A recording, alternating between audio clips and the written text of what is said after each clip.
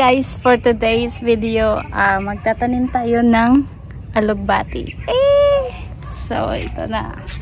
Ito yung ito yung pataba natin. Yung mga excess foods. So, let's start!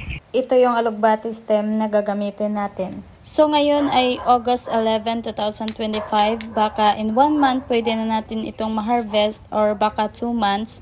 Depende sa paglaki niya. Mahilig talaga ako sa pagtatanim guys. Kaya lang short tayo sa oras. Pero syempre, push pa rin. Nilagyan ko ito ng homemade na pataba galing sa mga excess foods namin. Para mas mabilis lumaki at healthy ang ating alugbati. Sabi nga nila, kapag may itinanim, may aanihin. Naalala ko tuloy ang verse sa 1 Corinthians chapter 3 verse 6 to 7. I planted the seed, Apollos watered it, but God has been making it grow. So neither the one who plants nor the one who waters is anything, but only God who makes things grow. Tama nga no? Tayo nagtatanim at nagdidilig, pero si Lord pa rin ang nagpapalago. Makikita natin dito na lahat ng bagay may proseso. Ang trabaho natin ay magtanim at mag-alaga, pero ang tunay na paglago galing lang kay Lord. Siya ang nagbibigay buhay, lakas at sigla sa halaman man o sa buhay natin. Si Lord talaga gusto niya ay multiplication. Hindi lang para dumami ang tanim, kundi para dumami ang pagpapala. Kung magtatanim tayo ngayon, hindi lang tayo makikinabang, pati pamilya at kapitbahay natin. Isipin mo, isang maliit na binhi lang ang itinanim, pero kayang magbigay ng maraming bunga kapag pinangalagaan at pinagpala ni Lord. Kaya kung may bakanti kang lupa, huwag mo nang hayaang sayangin. Sabihin mo sa sarili mo, kaya ko to, magtatanim ako. Hindi mo kailangang maging eksperto. Basta may willingness at tiyaga, tutulungan ka ni Lord sa proseso. Kapag nagtanim tayo, hindi lang tayo nakakatipid sa pambili sa palengke. Natututo rin tayong maging responsable, maging mapagpasensya at mas ma-appreciate ang bawat biyaya. At higit sa lahat, nakikita natin kung paano gumagalaw si Lord sa buhay natin. Mula sa isang maliit na buto hanggang sa ito'y maging mabunga. Kaya mga kaibigan, kung sa buhay ninyo ay may mga bagay na parang maliit lang at walang halaga, huwag niyong maliitin. Sa kamay ni Lord, kaya nitong lumago at magbigay ng higit pa sa inaasahan mo. Ang kailangan lang, magtanim ka, magtiwala ka, at hayaang si Lord ang magpalago.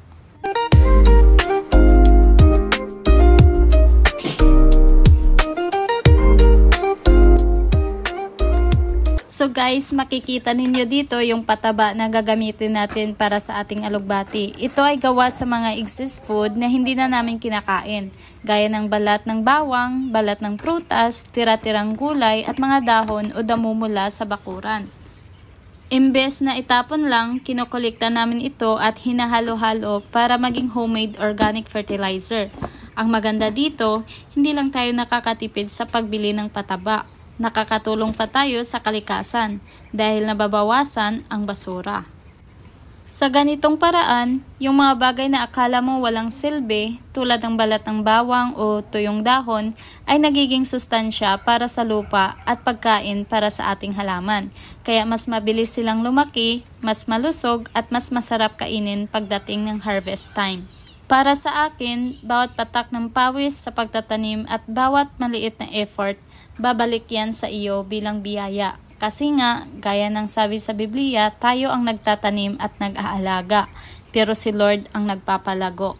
So ngayon guys, medyo makulimlim ang panahon at yan nga, inabutan pa tayo ng ulan. Maliit lang na raindrops pero sapat na para mabasa ang ating mga tanim. Kaya no need ko nang magdilig ngayon kasi saktong umulan talaga guys. God is good talaga. Talagang hindi niya ako pinahirapan magbuhat pa ng tubig at magdilig. Kasi ito nga umuulan. Umuulan na talaga. It's raining. So stop mo muna tayo. Yan na yung ginawa ko. So ito guys, makikita ninyo yung ating alugbati. Araw-araw talaga natin itong babalikan at didiligan para masiguradong lalaki siya ng malusog at masigla. Kahit simpleng halaman lang ito, may effort at consistency pa rin. Kasi kapag inalagaan mo, siguradong may magandang resulta. At syempre, I have faith na lalaki talaga siya at magiging healthy. I'm so excited na ako para pagdating ng harvest time. Yung tipong pipitasin mo na lang tapos luto agad. Ayun guys, kita nyo ba to? May tubig na sa container galing sa bubong ng bahay. Ito yung iniipon namin tuwing umuulan para magamit sa pagdidilig ng halaman o kahit sa paglalaba. Simple lang pero malaking tulong para makatipid tayo sa tubig at masulit ang biyaya ng ulan. So ayun guys, sana nag-enjoy kayo sa pagtatanim natin ng alugbati ngayon. Please don't forget to like this video, subscribe to my channel, and hit the notification bell para updated kayo sa mga susunod pa nating plant and garden adventures. Maraming salamat sa panonood and God bless you all.